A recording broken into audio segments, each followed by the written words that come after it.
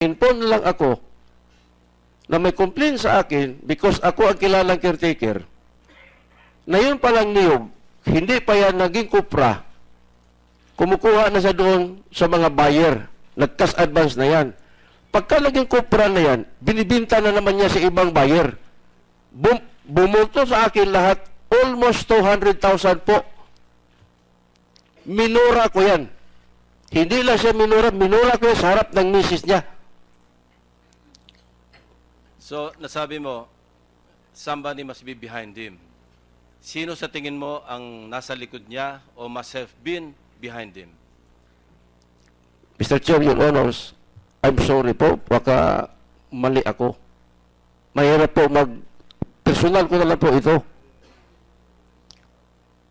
Hindi, kasi gusto rin namin ma-establish dito, ano ba motibo ni Matubato? No?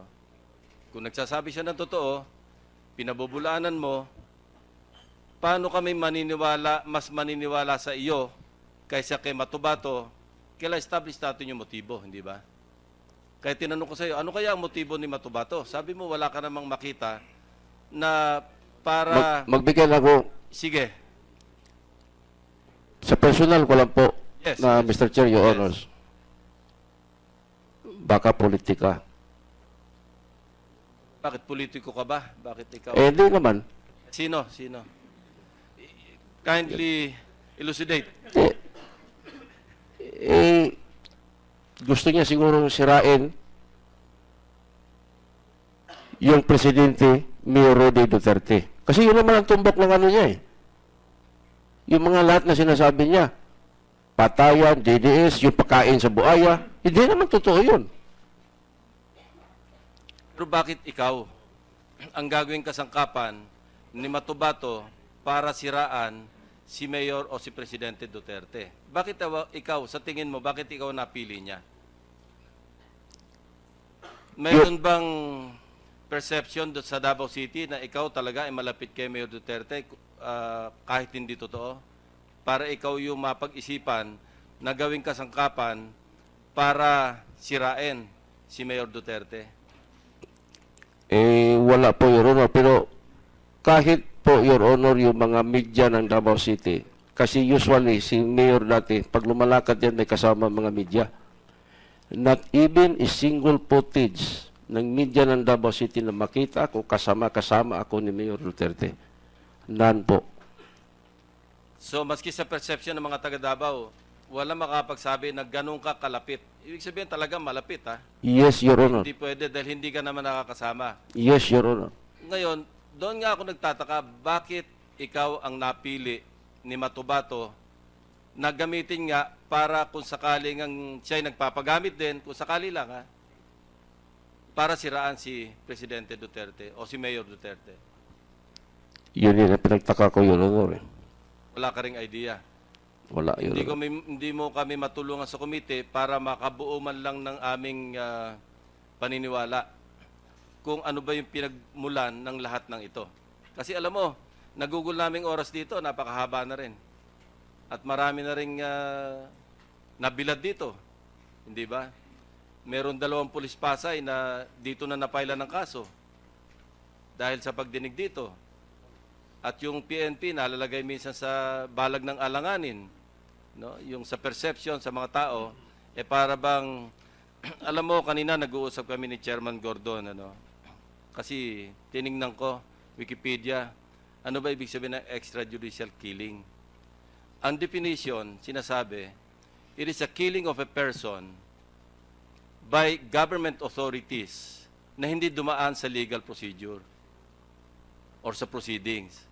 Masama kasi ang pag-uusapan namin dito, extrajudicial killing, yung pala ang definition ng extrajudicial killing, parang may presumption na kagagawa ng government authorities. Ano? Pero sa pangkaraniwang perception, ako even or before I look it up, ano, akala ko pag-uusapan namin yung extrajudicial killings, yung hindi ginampanan ng kapulisan kung hindi ito yung mga death under investigation. Hindi. Ang ibig sabihin talaga, at ito rin siguro ang pananaw ng international media na ang aming dinidinig dito yung mga pangyayari involving government authorities. Meaning, yung 1,000 375 police operations. No? Kasi yun ang maliwanag na kagagawan ng government authorities. Lahat pala yon. Kung tutuusin sa pag-uusapan namin dito, pwede i-classify na extrajudicial killings na itinatanggi ng PNP dahil nga may presumption of regularity. Ikaw, nag-aaral ka naman ng LLB, hindi ba? So, di ba, pagka tayo, pareho, galing din ng Consular Enforcement, pag may ginawa tayo, ang presumption kaagad, regular ang ginawa natin.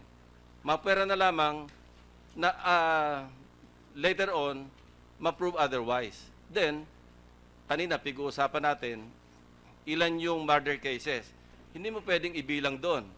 Sa murder cases, yung regular o yung legitimate police operation. Pero later on, kung halimbawang isa o dalawang kaso, na-prove na hindi naman pala legitimate police operation, papasok yun na rin doon, di ba? Madadagdagan na yung murder case doon sa statistics. At mababawasan yung legitimate police operation. So, ako hanggang ngayon nagtataka kung bakit nga si Matubato hindi ko naman sinasabing nakapag-spin ng ganong istorya kasi puro face value tinitingnan, and it's up to the members of the committee to form our individual opinions on the matter, hindi ba? Kami magsasabi, kasi ako, pagka may nagsasalita dyan, bukod sa ako yung nakikinig, nag-o-observe din ako kung ano yung kanyang, pag tinanong siya, paano ba siya sumagot, ano ba kanyang body language, kasama yan eh. Kasi tulad mo, lumaki rin ako nag-iimbestiga. Lumaki rin ako sa intelligence, community. Yan din ang aking exposure. So lagi akong gano'n. Pagka meron kaming dinidebrief, hindi agad ako maniwala. And quietly, nag-check ako sa kanya mga sinasabi. Kasi meron mga verifiable facts na pag verify mo, mali pala sa katotohanan. Kaya nga at first blush, pagkatanong ko kay Matubato, dalawa kagad yung nakita ko na hindi tugma doon sa katotohanan o sa talaga nangyari. So in my book, mababa yung credibility niya. I'm sorry for saying this. Doon sa ating mga kasama rito na maaring mas mataas ang paniniwala kay Matubato. And kaya nga tinatanong ko sa iyo, hindi mo rin naman masagot. Bakit ikaw ang naisip ni Matubato na gamitin kung siya man ay ginagamit o nagpapagamit para siraan si Pangulong Duterte? At hindi mo rin kami mabigyan ng sagot. Kasi simple lang kung halimbawang ang target si Mayor Duterte, bakit hindi na lang si General De La Rosa ang dikdikin dyan? Dahil siya yung in-appoint ng Chief PNP, siya siguro yung malakas o malapit. Pero ikaw, kung malapit ka, dapat SPO4 ka. SPO3. Magre-retire ka na SPO3. Nag-apply nga ako, Your Honor I have 2 special spot promotions. From SPO2 to SPO3, spot promotion. SPO3 to SPO4, spot promotion yan. Nung pinalo up ko po, spot promotion, waive naman yung period, yung before retirement, hindi yes, ba? Your Honor. Pwede ka No, ma-promote. matagal na yan, Your Honor. Presidente na si Mayor Duterte, dapat napagbigyan ka sa spot promotion para makapag-retire ka man lang na SPO4, ang pension mo bilang inspektor. Yun nga, Your Honor. Kaya Matagal na po ito. Hindi rin ako makapaniwala na malakas ka. O baka napabayaan ka na ni General De La Rosa. Hindi, nagpalo up ako, Your Honor, sa Krami. If I can remember right, 2010. Special order na lang yung labas Kalimutan na natin yung 2010. Kalimutan na natin yung 2015. Pero starting noon time of June 30, kung malakas ka, sa tingin ko, SPO4 ka na ngayon. Dahil hindi naman tinitingnan yung 6 months ka na lang sa serbisyo, wave na lahat yun kasi spot promotion Yun nga Di ba? Malaki rin naman ang diferensya ng pension between a retired SPO3 and a retired SPO4. So, ang tanong ko ulit, malakas ka ba talaga kay Mayor Duterte o hindi? Hindi po, Your Honor. Thank you, Mr. Chairman. Just for the record, Senator Ralph Recto arrived first before Senator Villanueva. So, in the order of questioning, they may question later. Baka naman kaya hindi ka malakas baka naman dahil tinutukoy ka ni Mato Bato, binigyan mo ng lumang relo, hindi yung bagong relo binigay mo sa kanya. Binili na relo, tapos sinuot niya.